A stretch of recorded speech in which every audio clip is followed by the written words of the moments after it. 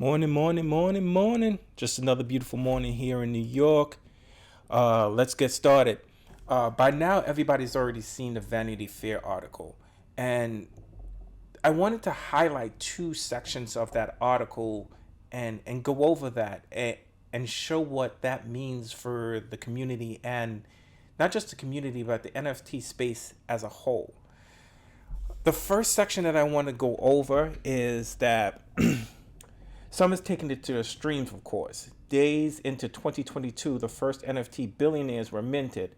Founders of OpenSea's Alex and Devin increased their New York-based company's value by around 13.3 billion, each becoming worth 2.2 billion. With NFTs via blockchain, OpenSea's blockchain startup has grown by allowing users to monitor assets ownership, as well as to create and trade NFTs, taking a 2.5% from each transaction. Rainmakers indeed.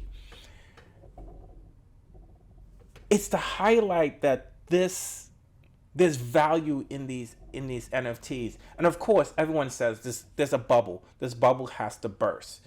And of course, we're always going to see like a huge retracements in the space. But I think that the space is here to stay. We've just created two billionaires in this space, and when so much money is generated, this draws attention, and I think that this is gonna make this space be around for a long time. It reminds me of the crypto space back in the days, how they created so many millionaires from crypto, and it's still creating millionaires up to today. I think this is just a sign that there's value and there's interest here from a money aspect, and this is going to bring a lot more attention to the space, and people are starting to realize it's not going anywhere. So that's on the kind of like on the financial side of everything. But the reason why I wanted to hit that is to say that. But I also want to hit here to show that not only there's a financial aspect, there's good work that's being done. When asked about his shift from traditional art to NFT, Singh stated, "The opportunities are 1,000 times what they are in traditional art world, and that means so is the ability to create positive impact for women and LGBT community." So there's people out here who are using this impact and this ability to generate buzz, not only to create value for themselves, but to create value for other people.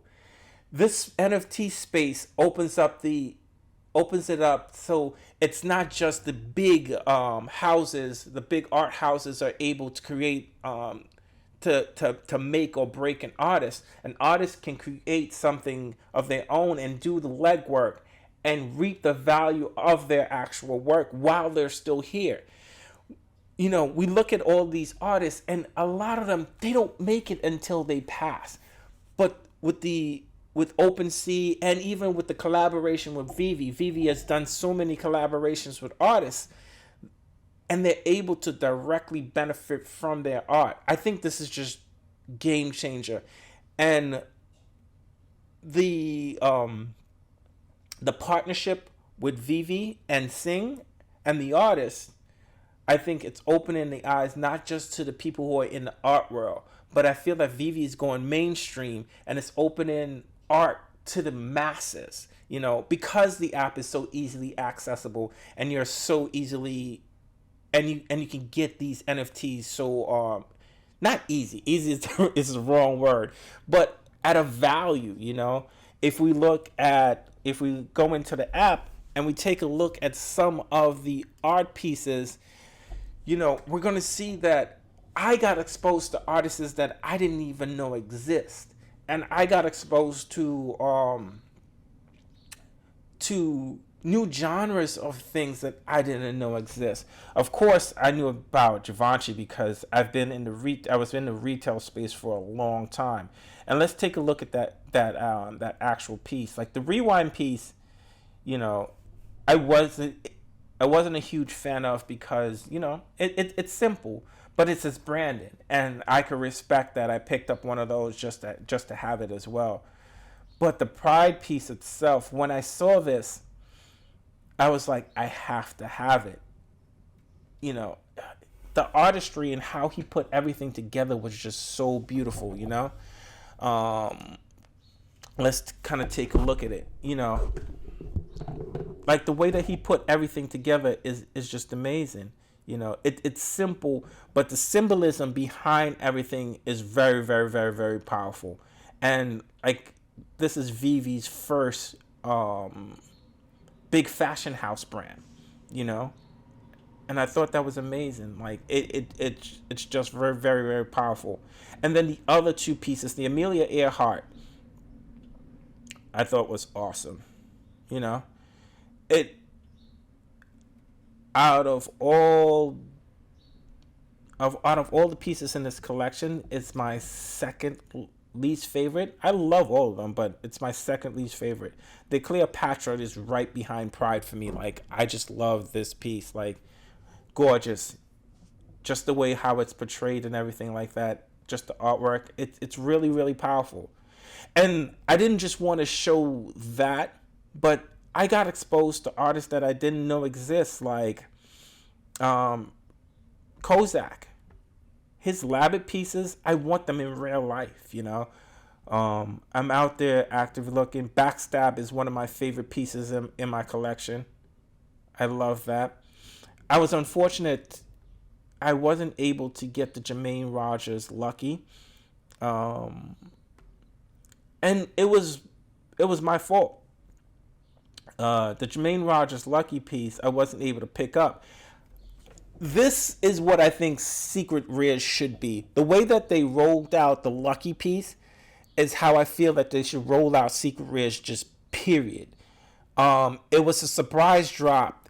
I want to say they dropped it on Twitter, and I can't remember what I was doing at the time, but the Gale tweeted it out, and I looked. I was like, oh, there's nothing here, and I went back to doing what I was doing. The market closed. I didn't even realize that the market closed, and it dropped.